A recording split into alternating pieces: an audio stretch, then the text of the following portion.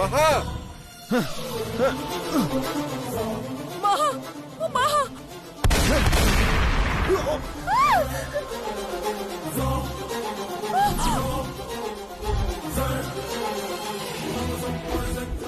ఏ కళ్యాణి, అమ్మ కళ్యాణి, కానిస్టేబుల్ కళ్యాణి. వాడిని వదలొద్దు.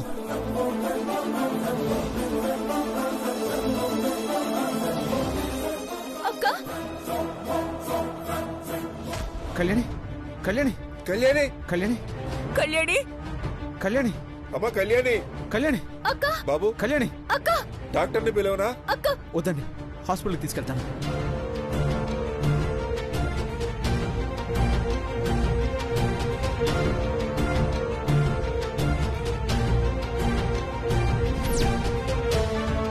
మహా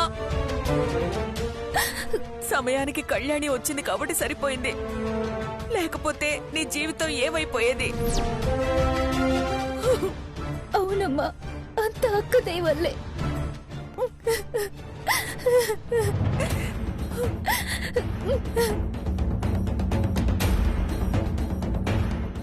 నేను దొరికిపోయిళ్ళా చంపేస్తారు ఖచ్చితంగా. వామ్మో, అప్పటికి నేను అంటూనే ఉన్నాను, మీ అక్కని ఆ సిద్ధుని నమ్మకండి అని. విన్నారా? లేదు.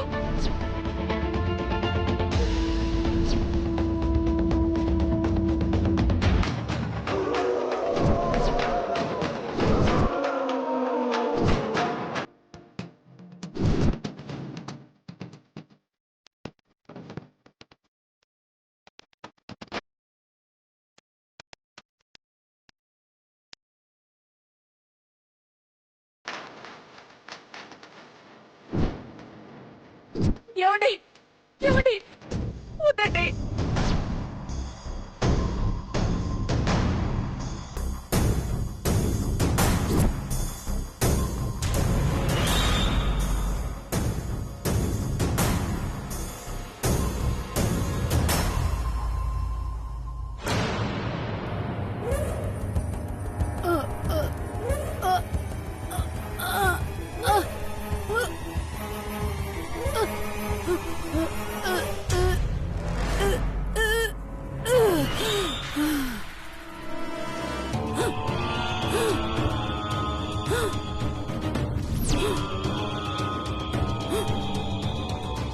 రేయ్, అయ్యా తీసుకెళ్లి హాస్పిటల్లో పడేయండి. అలాగే. చస్తే చస్తుంది, బతికితే బతుకుతుంది.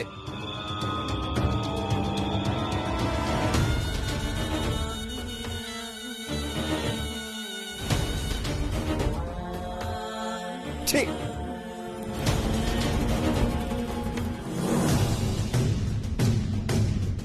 కానిస్టేబుల్, త్వరగా హాస్పిటల్కి పోనివ్వు. Okay sir.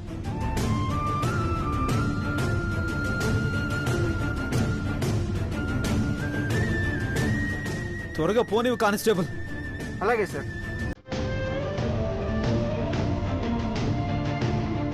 నువ్వు ఇంత మంచిదనవేంటి కళ్యాణ్? ఎవరైనా వాళ్ళ ప్రాణం మీదకి వస్తే తన స్వార్థం చూసుకుంటారు, కానీ నువ్వు మాత్రం ప్రాణం పోయినా పర్లేదు, ఒక ఆడపిల్ల జీవితం కాపాడదాం అనుకున్నావు, కాపాడవు కూడా. నువ్వు నిజంగా గ్రేట్ కళ్యాణి. నేనుండగా నీకేం కానివ్వను. I love you Kalyani, I love you.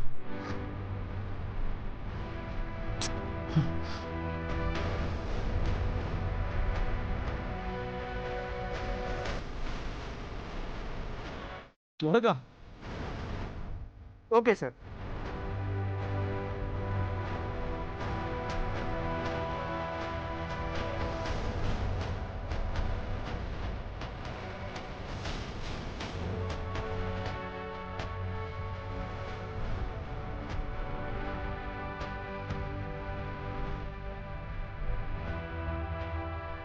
నా కర్మేంటో, నాకు జరిగేవన్నీ తెలిసిపోతుంటే కానీ ఆపలేను.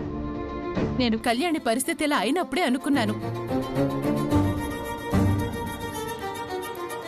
ఖచ్చితంగా ఇందులో ఆ సిద్ధుగడి హస్తం, ఈ శూర్పణఖ ప్రమేయం ఉండనే ఉంటుందని. అత్తయ్య, నేను సిద్ధుని వద్దనుకునే కదా అక్కడి నుంచి వచ్చేసాను. అలాంటిది నేను మళ్ళీ సిద్ధుతో కలిసి ఎందుకు కళ్యాణిని చంపాలనుకుంటాను?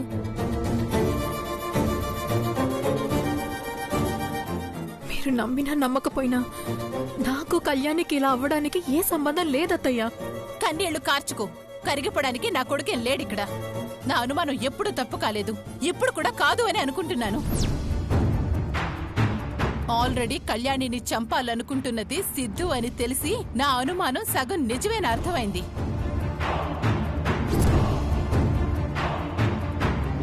ఇంకో సగం నువ్వు అని తెలియాలి అంతే. అది కూడా తెలిస్తే నిన్ను ఈ ఇంటి నుంచి బయటికి గెంటేయడం మాత్రమే మిగులుంది.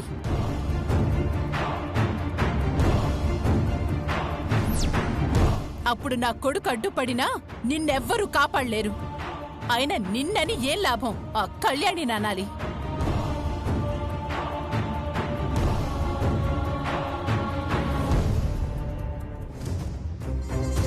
ఏంటి అందరూ అలా చూస్తున్నారు? నేను అన్నదంట్లో తప్పే ఉంది.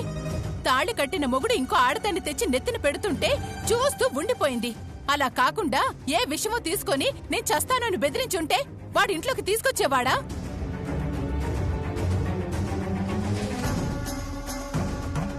తన కాపురం చక్కదిద్దుకోవడం రాదు గాని వేరే ఆడదాని జీవితం నాశనం అవుతుందంటూ పొలోమని వెళ్ళింది.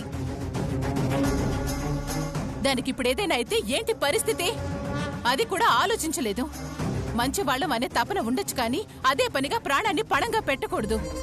ఆ విషయం మీ మనవరాలికి చెప్తే బాగుంటుందమ్మా.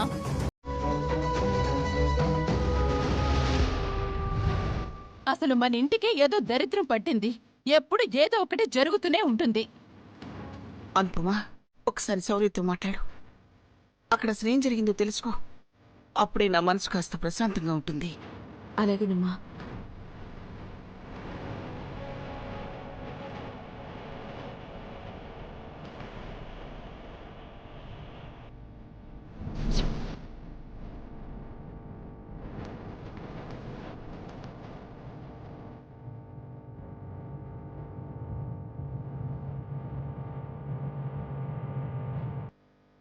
లిఫ్ట్ చేయడం లేదమ్మా.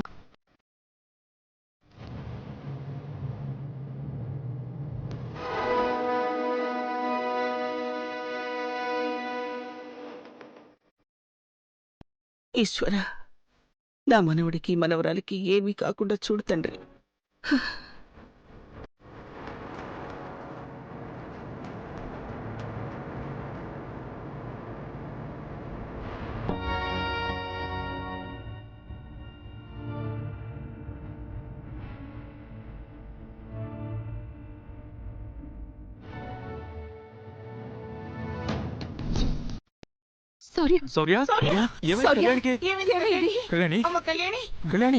కళ్ళు తిరిగి పడిపోయినామమ్మా. Doctor, doctor. కళ్యాణి, కళ్యాణి, కళ్ళు తెరమ్మా. అమ్మ కళ్యాణి, మాట్లాడమ్మా. కళ్ళు తెరమ్మా. కళ్ళు తిరిగి పడిపోయింది డాక్టర్. ప్లీజ్ అప్పుడే చూడండి. చెప్పాను తీసుకెళ్ళొద్దని. మీరందరూ బయటికి వెళ్ళండి, నేను చెక్ చేస్తాను. రండి.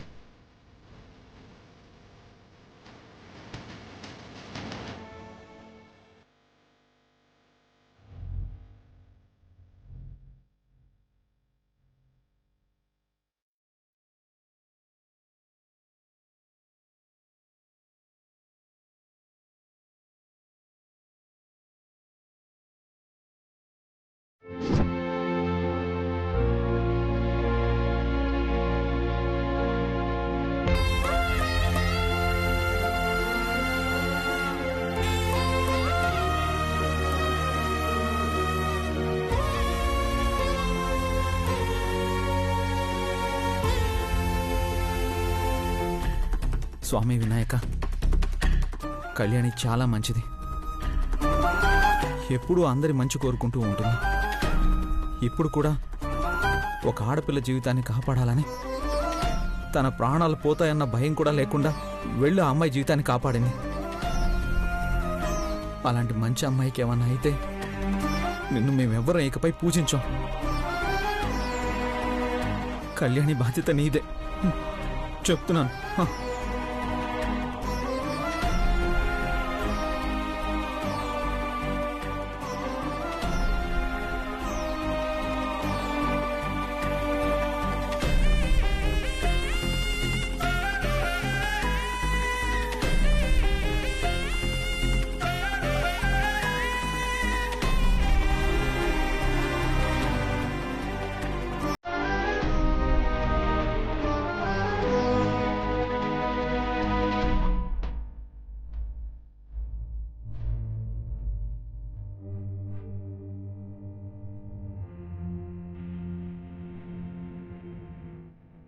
నీకేం కాదు కళ్యాణ్. నేను వినాయకుడికి చెప్పేశాను నీకేమన్నైతే బాగుండదని. తొందరగా ఆక్సిజన్ పెట్టు ప్లీజ్. మీరు బయటకు వెళ్ళండి, వెళ్ళండి.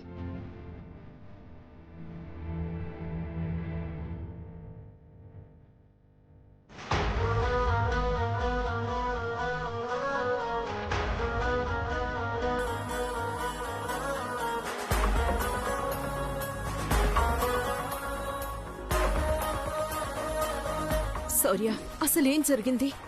మేము వెళ్తుంటే మా car bolts ఊడిపోయాయి.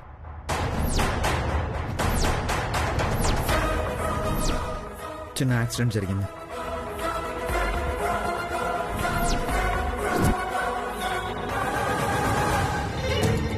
Car wheel bolts ఊడిపడం ఏంటి శౌర్య? విచిత్రంగా ఉంది.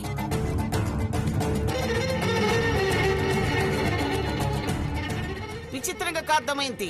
ఎవరు కావాలని చేశారు ఇదంతా. నువ్వు అన్నట్టు ఇది సిద్ధు సంపదలు కలిసి చేసిన కుట్రలా అనిపిస్తుంది. దమయంతి దీన్ని చంపిన పాపం లేదు, రాక్షసిలా తయారైంది.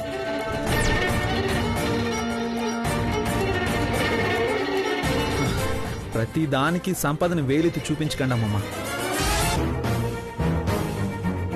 కళ్యాణికి ఇంత జరిగినా నువ్వు మారవా శౌర్య? అమ్మా, కళ్యాణిని అలా బిడ్డ మీద చూస్తుంటే నా ప్రాణం పోతుందమ్మా.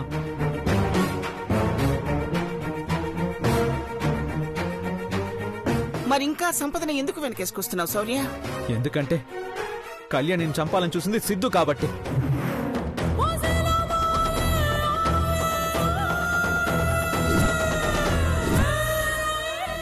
ఏంటి శౌర్య నువ్వనేది? అవునమ్మా, అసలు ఏం జరిగిందంటే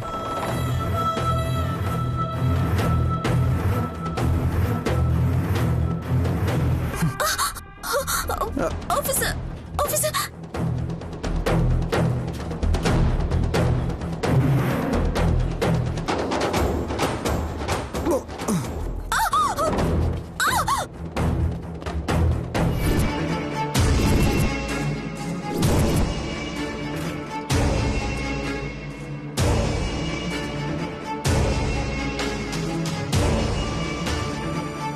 ఆపండి, ఆపండి, ఆపండి, ఆపండి. ఆపండి, ఆపండి.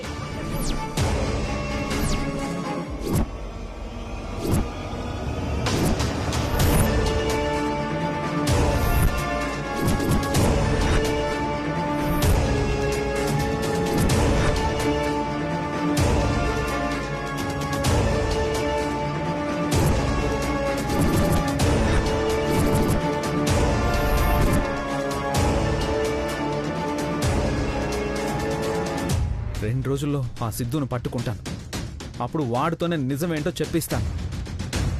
అప్పటి వరకు మీరు సంపదను అనడం మానేండమ్మా.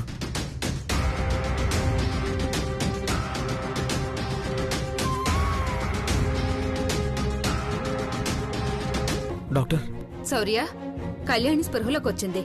మీరు కాసేపు ఆగి ఇంటికి తీసుకెళ్లొచ్చు.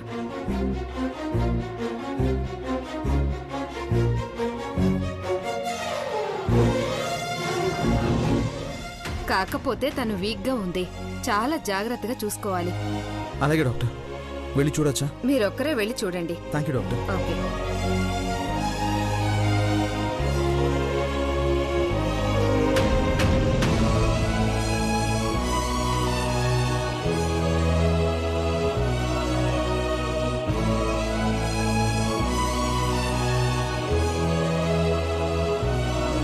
నేను చూస్తుంటే నాకు గర్వంగా ఉంది కళ్యాణి. ఇలా అందరి కోసం ఆలోచించే వాళ్ళు ఎవరుంటారు? నువ్వు మొండిదానివి కళ్యాణి.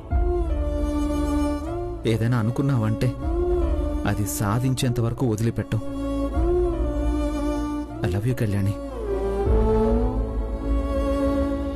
లైఫ్ లాంగ్ నువ్వు నాకు కావాలి. త్వరగా నువ్వు కోలుకుంటే మన ఇంటికి వెళ్ళిపోదాం, సరేనా?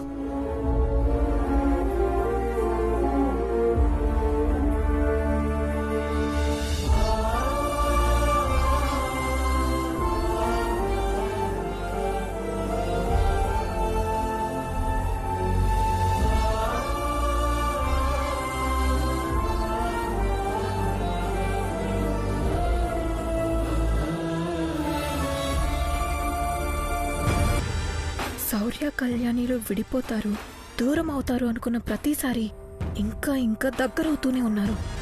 ఇదిలాగే కొనసాగితే దీని ప్రేమలో పడి నన్నసలు పట్టించుకోను కూడా పట్టించుకోడు. ఏదో ఒకటి చేయాలి. శౌర్యని ఎలాగైనా నా వైపు తిప్పుకోవాలి.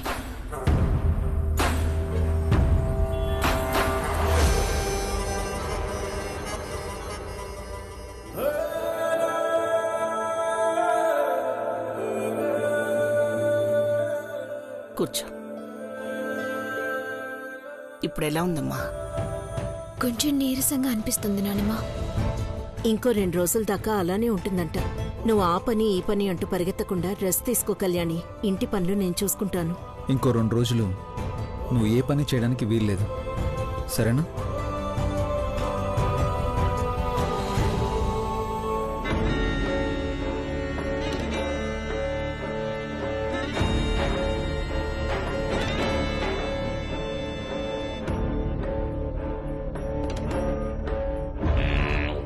ఇదేంటి మూట ముల్లే సర్దుకొని బయలుదేరింది? మళ్ళీ నా తమ్ముడి దగ్గరకా? దీన్ని ఆపాలి. అమ్మో,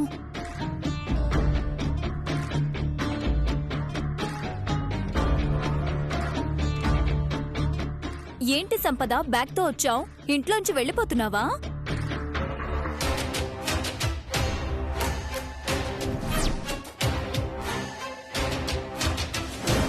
అవును పిన్ని, నేను ఇంటి నుండి దూరంగా, మీ అందరికీ దూరంగా వెళ్ళిపోదాం అనుకుంటున్నాను.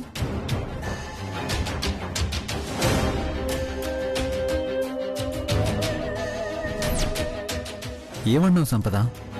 భయపడకు శౌర్య, నేను చావడానికి వెళ్ళడం లేదు. అనుక్షణం చేస్తూ బ్రతకలేక వెళ్తున్నాను.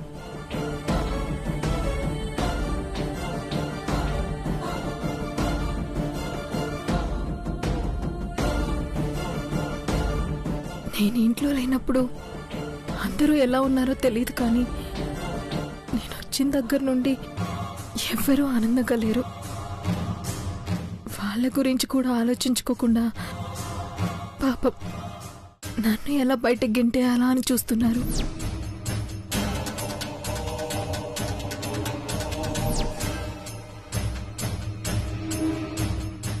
ఏ తప్పు జరిగినా, ఏ పొరపాటు జరిగినా దానికి కారణం నేనే అంటున్నారు.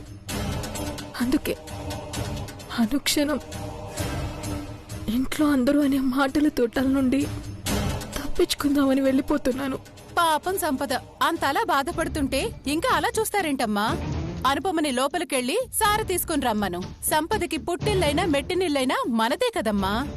నిజమే దమయంతి. కళ్యాణికి బాగోలేదని కంగారులో చీర పెట్టి పంపించాలనే విషయమే నేను మర్చిపోయాను.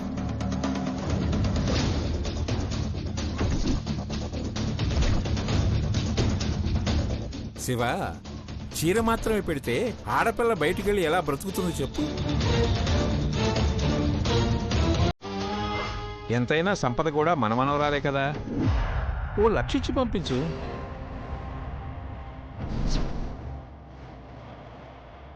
అనుపమా, వెళ్ళి తీసుకురా. మనవరాలు లక్షణంగా ఉంటుందంటే అమ్మ 1,00,000 ఎక్కువైనా ఇచ్చేస్తుందన్నా.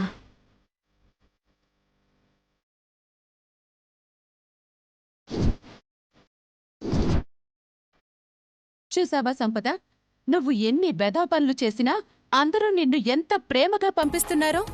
చూసావా శౌర్య, ఎవరికి నేను ఇక్కడ ఉండటం ఇష్టం లేదు. ఇంకెలా ఉంటాను చెప్పు?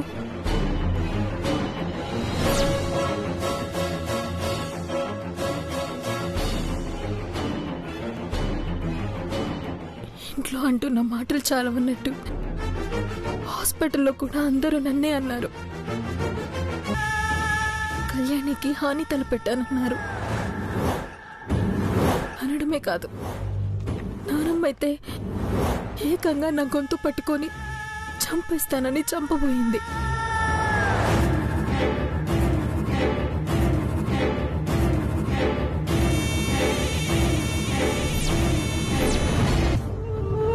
నువ్వు ఉండబట్టి సరిపోయింది, లేకపోతే నువ్వు కాపాడిన ప్రాణం ఈరోజు ఉండేది కాదు.